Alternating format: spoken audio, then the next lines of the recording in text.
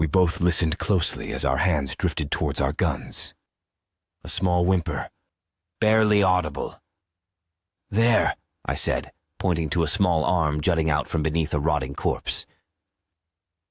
I clambered over the mound of bodies. A cold chill ran down my spine as I grasped the arm. The small Indian boy's arm was covered in goose flesh. He was cold to the touch, wet and clammy like a half-dead fish. His big brown eyes welled with tears. His lip trembled as he began to wail. "We're gonna have company," I said, no longer bothering to whisper. I scooped the boy up, afraid I was going to break him. His body was thin and frail, his face emaciated. His skin felt like ice, his tiny body shivering like a chihuahua in Alaska. I wondered how long they had trapped him in this hellscape of death and decay. If we escape with our lives, the kid would never be the same. The psychological damage from this horror will never fade. Looking into the dead eyes of the closest corpse, I wondered if the kid had family piled amongst the bunch. I shoved his face deep into my shoulder to shield his eyes, wishing I could do the same for myself. "You're safe," I whispered. The lie spilled from my lips with practiced ease, perhaps because I wanted to convince myself as much as the kid. "You feel that?" Rory asked. "They're powerful," I said. "Too bad for them. Their Lust Jedi mind tricks don't play well with us." "They don't know that," I smiled. The sounds of the rustling vampires on the other side of the door grew in volume. A clang rang out as a shoe struck the lowest stair. We had seconds to plan and execute. "Kid," Rory said, scuttling over bodies to get to the large windows. "Can you swim?" He looked back at me, desperation in his voice. The child buried his face deeper into my chest and let out a low whimper. "No bathing suits tonight. Besides, a casual swim in the Sound in December is more likely to do us in than a room full of lust vampires," I said. Rory shook his head. "That leaves one option," he said. He tore open his bomber jacket, a manic look of glee spilling over his face from streaks of muted natural light. Dangling from either side of the inside jacket hung a menagerie of vampiric instruments of death, tools handcrafted to dispatch vampires with quick efficiency. There are 6 popular ways to kill a vampire. Rory was proficient in 7. As the sounds of the footfalls struck the top step, Rory kicked open the door. The door was old and Rory strong. It tore from its hinges, flew off the frame, smashing into 2 drowsy vamps. The vampires fell in a heap, looks of shock plastered across their faces. Rory pounced. He leapt from the top step, yanking a pair of stakes from inside his bomber jacket. They struck with a thud. Rory yanked the stakes from their hearts, sending blood spewing across the warehouse floor. The vampires burst into unholy flames. The dust of their ashes flicked through the stale air. I hurried down the stairs, hot on Rory's 6 as he moved. 2 down, 4 to go. A vampire darted forward. Rory dipped to the side, yanking a tranq gun from inside his bomber. 2 quick shots.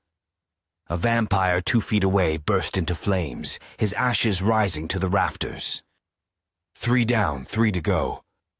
His shot missed the closest vampire. Rory winced as it snatched his wrist, sending the tranq gun smashing onto the floor. In a flash, the vampire's head tumbled from his shoulders.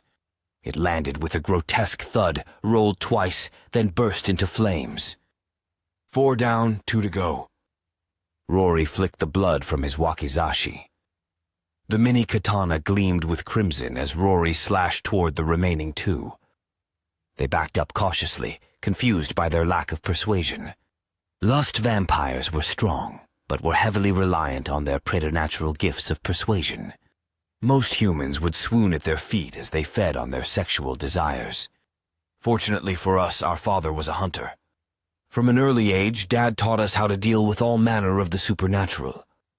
One vampire looked past Rory, its cold eyes landing on me and the boy. A sinister smile crept across his face. The vampire looked like any other young Seattleite hipster. His receding hairline put him in his mid-20s, but it's hard to tell with a vampire. "Let us be hunters, lest I kill the cub," he said. The kid squirmed, writhing in pain. Rory looked back at us. The child was in shock, his breath shallow. Big, wet tears streamed down his face. His body convulsed, his tiny muscles contracted as he curled into a tight ball in my arms. The vamp was feeding off of him. I clenched my jaw, giving Rory a steely-eyed look of anger. Rory nodded, turning back to the vamps. Rory knelt slowly, setting his mini katana on the ground. "Okay," he said, standing up. "You got us." The vampire chuckled. "Humans and their cubs," he said, shaking his head. "Your children are our food," he said, showing off a set of fangs. Rory yanked out a can of hairspray and a lighter. The vampire's eyes grew wide as he lunged forward. He let out a horrific scream as the flames engulfed his head. Rory kept his finger pressed firmly on the hairspray until the fiery flames consumed the vampire. 5 down, 1 to go. The last vamp chuckled. "I think he's lost his mind," I said. Rory shook his empty can of hairspray, then tossed it on the ground. "Facing death will do that to a filthy vamp," he said, shoving his lighter into his pants pocket. The kid whimpered, his body curling into a tight ball. "Don't worry, kid. We're almost done here," I said. "No," he moaned. My gut sank. "Rory, I think we've got a problem," I said, peering around. "No worries," Keenan said. "Kid's in shock. We'll finish in no time," he said. "Run!" the child whispered. The last vampire lunged.